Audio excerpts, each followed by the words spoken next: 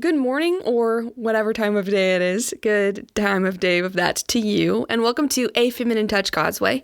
Today, Jeshua and myself are going to be talking about slowing down and smelling the roses, which is just the idea that sometimes in life it is good and valuable and profitable to take a step back and to pause and look at the world around you that is full of beauty and wonder and excellence, and to admire it and thank God for it and appreciate it. So that's what Jay and I are diving into today. We're going to also talk a little bit about the busyness culture that we live in, and we're going to talk about how that doesn't always need to be the case, and it's not bad to not be busy. All right, let's jump into it. Hi, and welcome to A Feminine Touch God's Way, where I, Abby Parrish, and my sister-in-law, Jeshua Parrish, discuss God's design for women in the family, the church, the community, the workplace, and so much more. We are so excited for you to listen in on our stories and experiences as we turn to the Bible and seek God's will for our identity as His daughters, so that together we can reap the blessings created within the biblical boundaries of womanhood.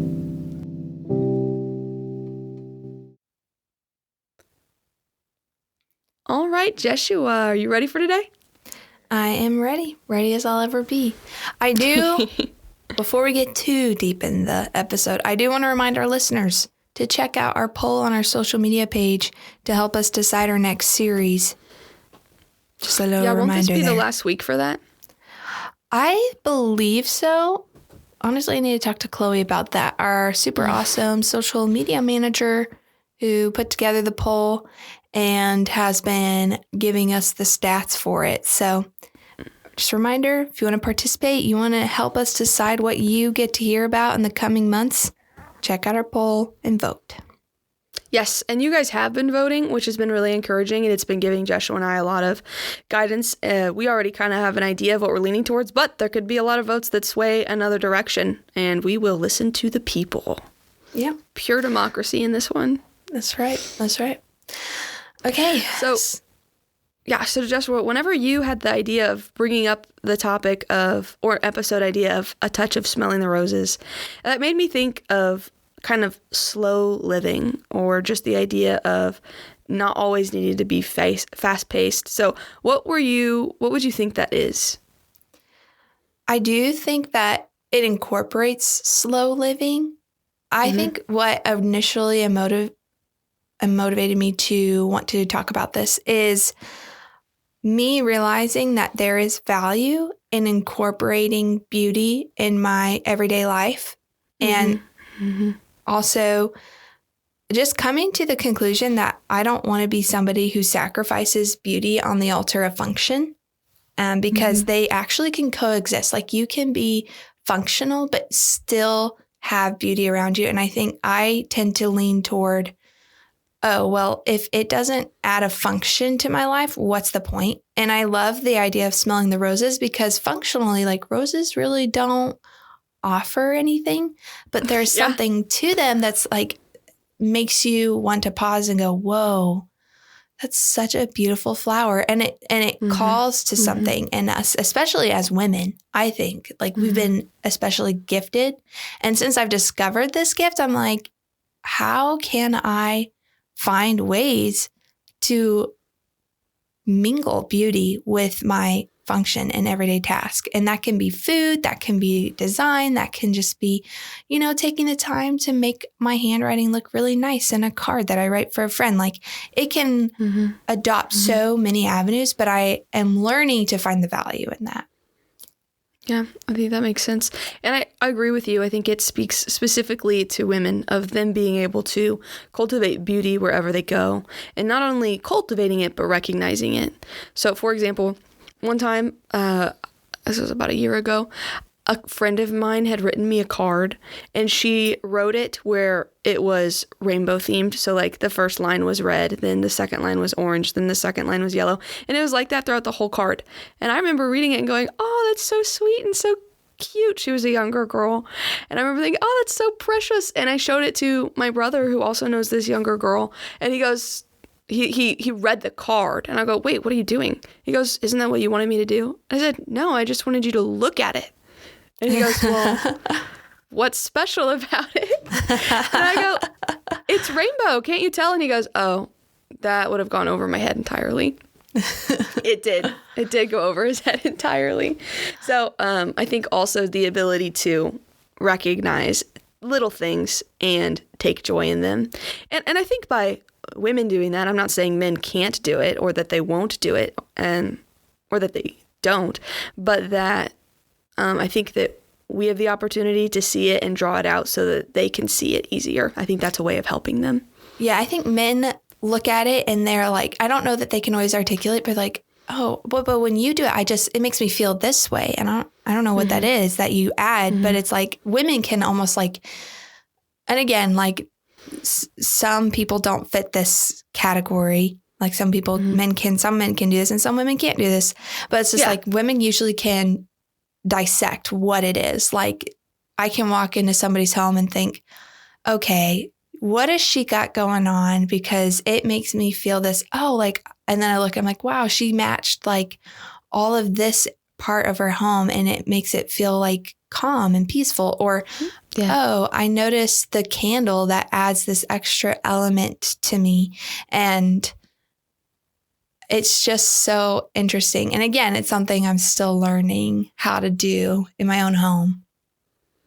Yeah. How would you say that, well, I guess I'll ask first, like, how would you define just slowing down and smelling the roses? If you had to give a definition to it, if you were talking to somebody and you're like, I think you just need to slow down and smell the roses, so-and-so. And they're like, what do you even mean? What would you tell them that looks like?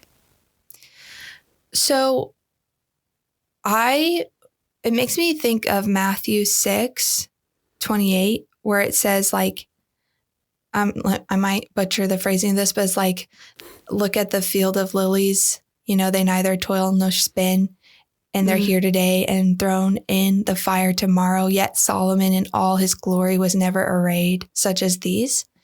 And it makes me think of that verse because it is something that was created that is just beautiful, and it's temporary, and you only get to enjoy it if you take a moment to go, wow, look at that. That's so cool.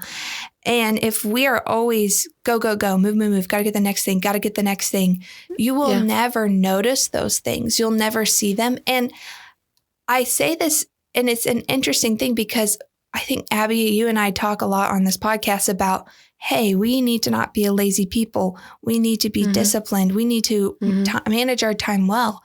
But one thing that Christians get to do, and it still falls under the category of managing your time well, is we get to rest. We get to take, a Sabbath. We get to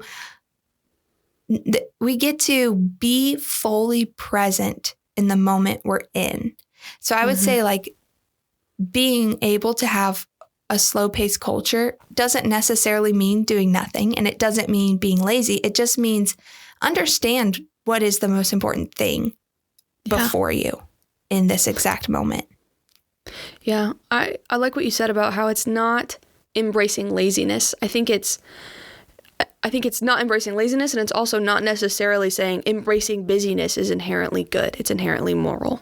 I think one thing that is common today is it just in, I think, the culture or the people that we normally would rub shoulders with, whether at work or in just day-to-day life. But I think it's common for busyness to be viewed as a moral good. I think it's normal for people to say, hey, what are you up to? How's your life going right now? And if I were to respond, oh, I'm really busy, they'd go, oh, well, that's great. Staying busy is a good thing. Like it's just recognized as being something that is on the better side of morality. So if I say I'm busy, then I'm already viewed as being someone who is a little better, like I'm doing the better thing by staying busy. And I think that's part of American culture. And I think one thing that's good to realize is busyness is not inherently biblical, like it's not inherently moral. I think it's the kind of busyness you have.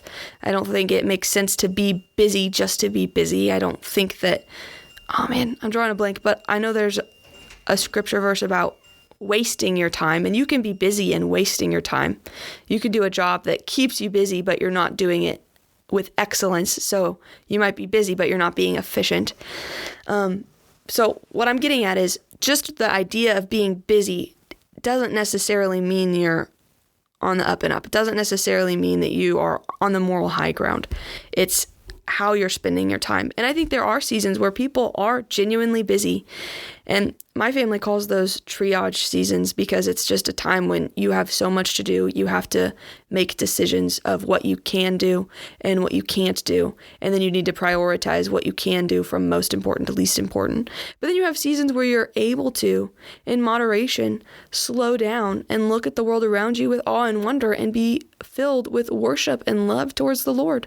And I also think that you can do that in seasons where you are super busy as well.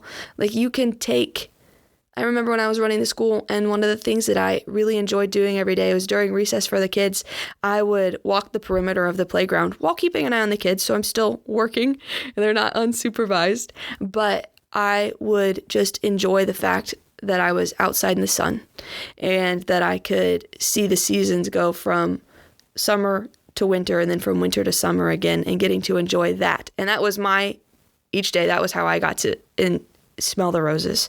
And that's all that I had. And now I'm in a season where I can do that more liberally.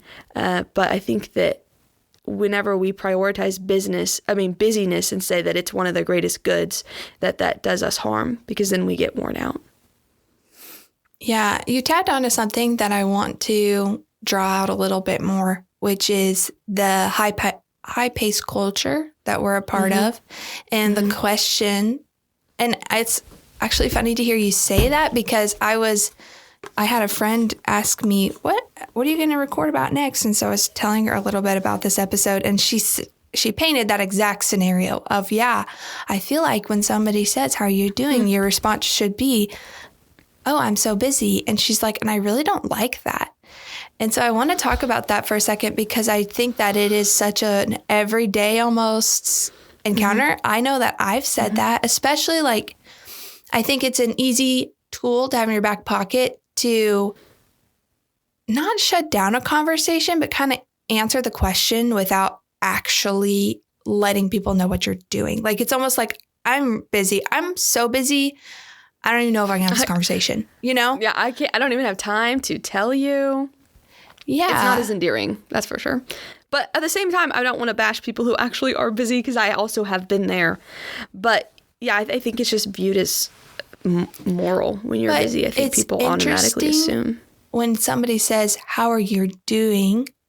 What have you been up to? Your immediate thought is, I've been busy. Like, it is tied into how you view yourself as a person. And you might genuinely be in a season of busyness, but I don't know that it's best for that to be your go-to answer. Even if you are extremely busy, like, why not break down the things that you're doing? Why not have the highlights or the lowlights? Yeah. And slow down and think about them. Right. Like, even taking the time to analyze what you've actually been doing and how you've been allocating your time is, you feel like you don't have time to do it. Like, there's just such an irony in that to me. Yeah. Spending time to think about it for a second, like, why do we do that? How am I busy? Yeah, I think that makes sense. And I think also a lot of people will say that they're busy or that they got a lot going on, when in reality, like, their life is just normal. You know what I mean? Like, I think of busy as it's you're living closer to the extreme of being overworked. That's kind of what I think of. But I think sometimes people be like, oh my goodness, I'm so busy. And I go, oh, well, what'd you do today? And they're like, oh, I just went to work and came home. And I'm like, oh, that's crazy. What, did you work super long hours? Or like, no, it's just a 9 to 5. And I just think that people also can they can think they're busy when they're not. And I think that has to do with laziness. People being able to say, oh, I'm busy. When in reality, if you would prioritize your time better, or if you would push yourself harder, you'd realize you're capable of accomplishing more. And part of that is not being overwhelmed by how busy you think you are. Yeah, I remember When Gabe and I first got married, that was one of the questions I dreaded the most, which was, how are you? Or if somebody was trying to get to know me, they'd never met me before, if they would say, oh, what do you do? And I felt in that moment that I needed to have a really good answer so that they would respect me. But the truth of the matter is I was trying to figure out what I was about now that I was married. And I had just gone from genuinely a very busy time in my life, like college, every minute was accounted for. I scheduled my Bible time. I scheduled my free time. It was all, every minute was accounted for, right? Yeah, it was regimented. Exactly. And then being married, I was trying to orient, what is my job? What am I about? How should I spend my time? And I did that really poorly on the front end because I felt like I had all this free time and I just squandered it. And I remember there's a song called Slow Down, and I couldn't tell you who it's by, but it's a Christian song. I think it's by, I know exactly the song you're talking about. Yeah. It's by a guy named Jake. I'll look it up. It's one of my favorite songs, actually. Okay, well, you're looking up, because we played it at my wedding, and that song, I remember just playing it over and over again, and I felt like it was like the Lord was taunting me. Like he's like, you're slowing down, girl, and you don't really have a choice. I need you to slow down, and I need you to figure out what's important again. And I hated that. I hated having to slow down. I hated having nowhere to be and nothing to do.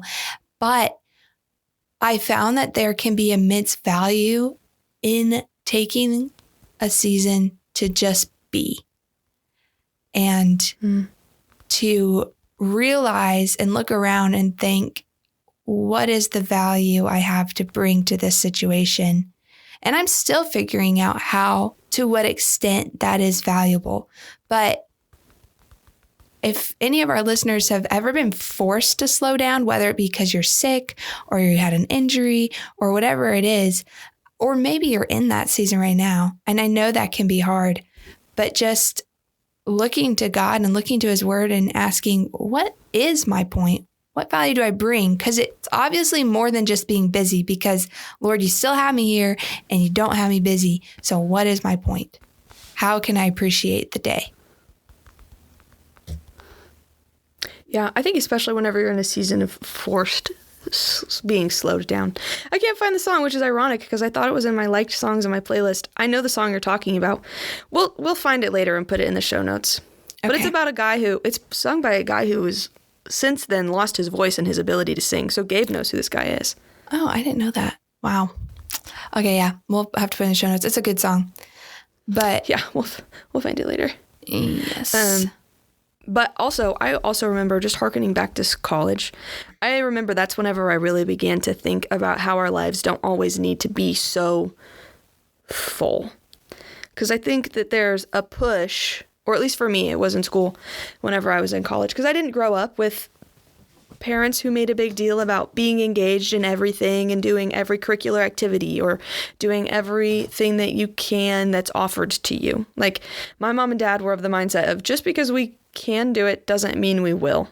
And I think that embodied itself first and foremost in them choosing to homeschool us. And then I think after that, they realized, wow, we didn't have to put our kids in school and they're fine. And then going down, and whenever we turn like 7 and 8, and they're like, wow, we don't have to put our kids in every single sport offered to man and they'll be fine. And just realizing that just because something is placed before you or suggested by those around you of, oh, you and your family should do this, your kids should do this, you need to spend your summers going to these things, doing these things that the community offers and being busy. That was something my parents, maybe it's because they were a little bit older as parents, like they had us in their 30s, or maybe it was just the fact that they weren't easily convinced that just because it's recommended, you should do it. But because of that, we weren't super busy kids. Like my parents, I know they did stuff, and I know that they were busy in good things, but not overwhelmingly busy, at least as far as I could tell as a child. And I remember coming to college and it being different, of it being very much, oh, all of these things are offered to you and now you should do them and you need to do them. And I remember saying yes and accepting a lot of stuff, and it resulting in me having a lot on my plate. And that was the first time when I really started thinking about how wow, people say they're busy all the time, and it's kind of viewed as like having this badge that you receive by just being inherently busy. But I don't think that we need to have lives that are so full of things. I don't think we need to be involved in every single thing. I think it's good to be able to do what you like and what you enjoy and what the Lord pushes you to do.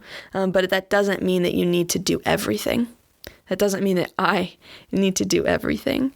And that was helpful for me to start thinking through and realizing that just because something is offered doesn't mean you need to say yes to committing your time to it. And also there's other people who will do those things. So I don't need to always step up and step into something because that allows other people to step up and step in. Yeah. I also think feeling anxious and stressed about your season, I think feeling busy can grow your anxiety. And I think so too. It makes you think constantly about yourself. Like you're like, okay, I've got to do this, and then I must do this, and then I have to do this, and then I. And I think if you are not willing to look outside of yourself, so God's creation, stopping to smell the roses, like going for a walk and just being intentional to look outside of yourself instead of constantly being on the move, I think orients ourselves rightly, because when we don't do that, we tend to think we are the center of our lives because our needs and our goals are just constantly being put in front of us. But taking that moment, fixate on them. Yeah. And I remember how just rejuvenated I'd feel when I was super busy and I would take the time to go for a walk and just pray and realize I'm not the center of my universe. Or now, like, taking the time to be in God's word and just there are days where you read it and you're like, okay, Lord, let that sink in. But there are days that I just savor it. Neo's napping, there's nothing going on. And I just sit there, and not only do I get to read God's word, but I get to journal about it and ask questions and then let it imprint my day. And I feel like taking the time to just appreciate that beauty and that wisdom can be so helpful in rightly orienting where I actually stand in the universe. Because newsflash, I'm not the center of it. And that is really good for you to do, and just take the time. Yeah, to be reminded of where our station actually is. And also, I think it's helpful to just, I guess helpful might not be the right word, but one thing I enjoy is looking at the world and just thinking, oh my goodness, this place is actually crazy. Like, wow, gravity works and that's insane. Apples always fall down. Like, I think or at least I won't speak for other people, but it's easy for me to just walk through life and be like, oh yeah, this is normal. The sky's always blue. The grass is always green. The animals act this way. The butterflies do these things. The birds do that. The squirrels are this way. And I don't think about it. But whenever I slow down and just look at the world, I'm able to realize, oh my goodness, we're actually on this ginormous ball floating in outer space that's spinning thousands of miles a minute. And we're being heated up by the sun. And the reason that it's cold right now is because we're not facing the sun right now. Or the reason that it's going to be hot is because we're closer to the sun. But yet still we're not burning up. I just think stuff like that is cool to think about. And I like slowing down and just realizing, wow, this world is actually kind of magical. This world is actually kind of fanciful. And I take it for granted, but there's so much beauty that I just overlook. And one thing I really like about the winter is at the end of a day, because it gets dark earlier, I normally always come home after dark, even if it's not late.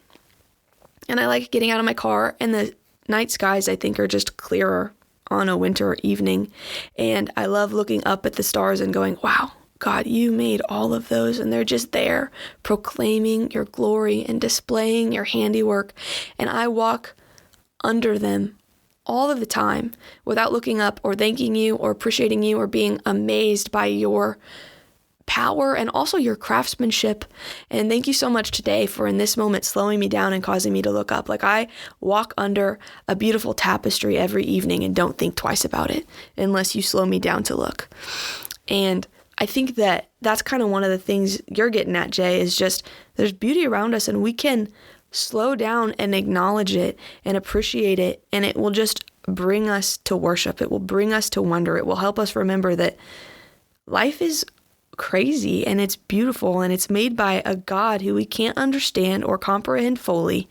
And there's value in being able to look at something and see the handiwork of the Lord instead of just going, oh, it's just science, and just thinking, oh, it's just always been that way. Like, there are so many wonderful things in this creation that God has made that we can enjoy. And it would do our spirits well, I think, to enjoy them.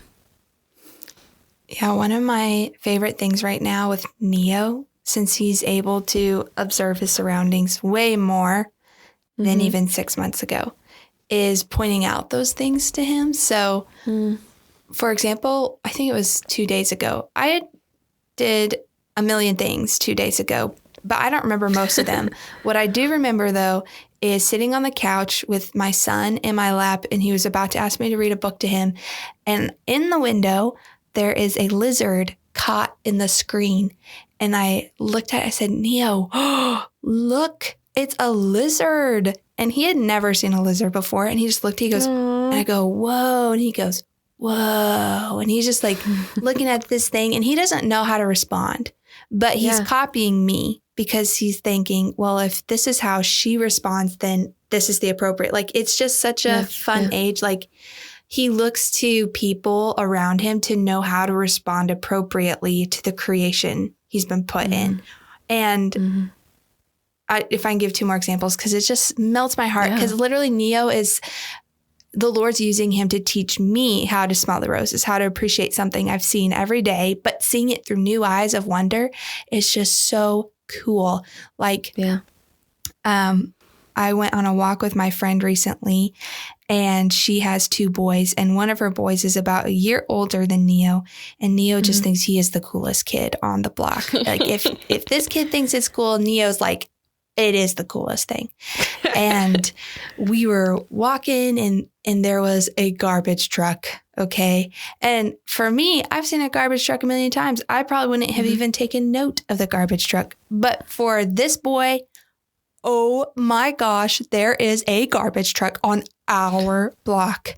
And he's just so excited. And Neo's watching him, and the kid's raising his hands going, whoa. And so Neo's raising his hands now, and he's going, whoa. And they want to see it, and like, they want to observe, and they just want to watch and wonder. Their little boy brains is this giant machine claw grabs the can and puts all the gross stuff in the back. And they just think, this is the coolest moment of my life.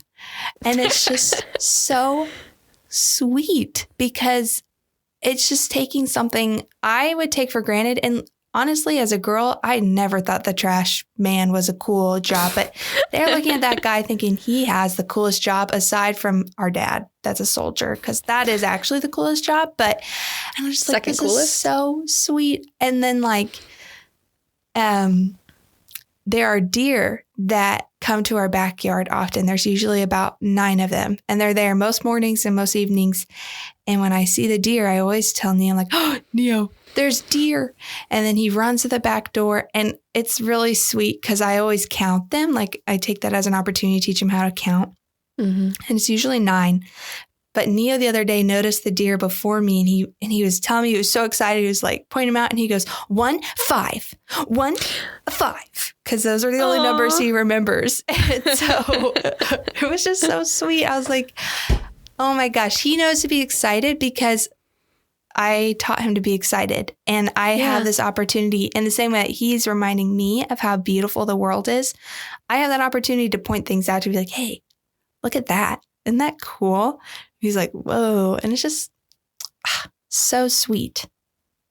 Yeah, you're cultivating his loves. I think that's wonderful. Yeah. Teaching him to admire the world around him. There's one book that I read recently that, well, actually I read it about 1.5 years ago, 2 years ago. And it's called Notes from the Tilt-A-Whirl by Indy Wilson. And he doesn't necessarily help people live slow in the book. That's not really what it's about. But it's about looking at the world around you and realizing that it's full of wonder and that it's magnificent. And I would recommend that book to anybody that wants to get better at that, at seeing how wonderful the world is. It is a book that's geared more towards men. So every time girls read it and I tell them about it, they're kind of like, oh, that just wasn't really my thing. And that's fine. I loved the book. But Indy Wilson, the author himself, even talks about how he wrote it more geared towards men. I just really liked it because I just liked the concept of he's helping us see how wonderful the world is. Like one thing that he talks about in the book is he talks about creation, and he talks about how whenever we speak, we are being like God. And the way that we're being like God is we say things and people have a mental image that comes into their mind. So if I say tree, everybody within the sound of my voice right now pictured a tree in their minds. And it was their own version of a tree. It could be a tree without leaves. It could be a tree in the winter. A tree in the fall, a tree in the spring, a tree in the summer. Like everybody pictured a different kind of tree because I didn't give enough explanation in my word. But I said tree and everybody pictured a tree. But God in creation, whenever he said tree, boom, there was a tree. So that is the world that we live in. It's a result of God's own words becoming tangible. I say something and it isn't tangible, but you can still see it in your mind's eye. But God says something, or he said something in creation, and immediately it was visible, and it was visible exactly how it was supposed to be. It wasn't a fall tree when it was supposed to be a spring tree. It was the exact tree it was supposed to be. And that's what he says to introduce his book. And he's just getting at the idea of our world started like this. It started with something just so magnificent and wonderful that we think language is valuable and good. And God started our world with language, and it was powerful. And he's continuing the world with that way. It's continued by his very word, by his very breath. And then one day at the end, the world will stop whenever God's word commands it to be. And I just was enraptured by that and really enjoyed the concept of it and kept reading and enjoyed the book more and more. And it's just each chapter is about helping you see the wonder of the world you live in. And I really like it. So that's Notes from the Tilt-A-Whirl by Indy Wilson. Have you read it, Jay? I have not read it, but I've heard his commentary on the book. So I've heard him talk about how he has gone to schools and communicated like to middle school audiences just how amazing the world actually is. Yeah. And I think it's helpful to reorient and imagine just what if the world wasn't this way? Do I take this for granted? Mm-hmm. The fact that this is just how, in one of his commentary, he said, literally, you take this thing that got energy from a blazing hot globe in the sky and water, the substance that fell from it, and then grew up, and then you put it in a hole in your face, a face hole, and then it somehow makes you more powerful and makes you grow. And if you were trying to describe our world to somebody who's never been in it, it sounds pretty fantastical. Yeah, I remember one thing that he said, and I remember thinking of it when we were on vacation, you and me and Chloe, the summer that I read this book, and he just talked about water. And he's like, water gets recirculated back into our atmosphere. So you drink it, you expel it, and then it goes back into some system, and then it gets filtered by the clouds, and then it goes back into the world again. He goes, and that's just the way water works. And he goes, you might never step in the same river twice, but you might step in the same water twice, and you would never know. And God has just made the world with this wonderful filtration system that does that. He goes, for all we know, we might be drinking or walking or stepping in some of the water that was from Jesus's side that spilled out whenever they cut him after he was on the cross. And I'm like, oh, that's so sad and gross. But at the same time, the Lord made this world that is cool and it's sustaining itself, and he set it in motion, and it's just doing what it's supposed to do, and we can't manufacture it or make it happen. There's another part in the book that's kind of funny, but there's this man who's a scientist, and he made a machine, I guess, that it makes poop. That's what the machine does, is you put food in it and it goes through all these processes, and then what comes out on the other end is this little Ziploc baggie full of what poop is. Okay. Okay. And the machine costs thousands and thousands of dollars, millions of dollars to make. If you want to get your own little homemade poop packet or whatever, then you can pay big money for it, and it'll have a sticker on it, and it's basically just saying this man's like, look at what we've done. We can create all of these systems that our body does naturally. This is how far we've come as a human race. So that's what the scientist that made this machine is talking about. And what Indy Wilson says when he looks at that machine, or the reality that it's been made, is he goes, wow, it took this man years of his life to figure out the exact quantities and the exact chemicals of everything that needed to happen for food to come out as number 2. And he spent large tokens of money and got government grants and all of the things to be able to create this. And he goes, and our bodies do it naturally. And it's not something that we even have to be trained to do. He goes, and God made that system in an instant.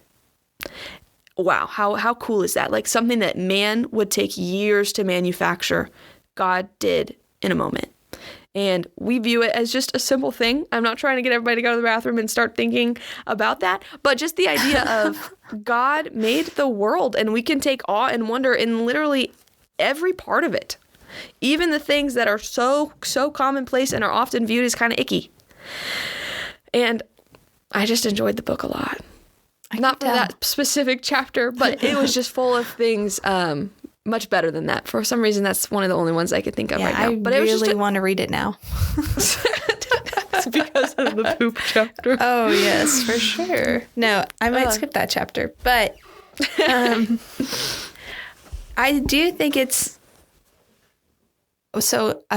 something I find that's really popular right now in the health community, and I think it's true, is how important it is to be outside.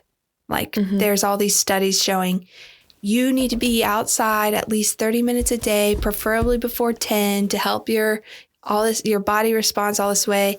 And I totally buy that. I think that's true. But I think there's more to it. I think there's something about being in nature and being outside of our artificial, man-made environments that orients us in our day.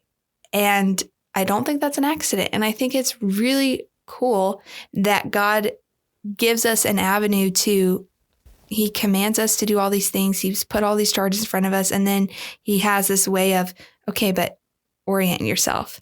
And the woman that's discipling me, she said something interesting this past weekend that I thought applied to this. And she said, it's interesting how if you have a person that's stuck in the past, they're often depressed.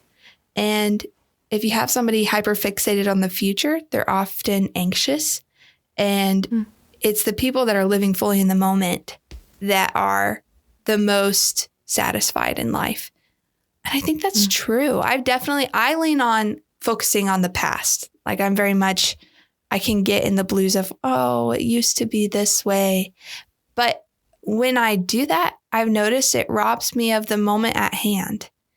So not only are you depressed, but you also are no longer able to fully appreciate the situation that God placed you in right here, right now. Yeah, I would agree. That's good wisdom from your discipler. I like that. Yeah, and I would definitely say I lean towards wanting to focus on the future.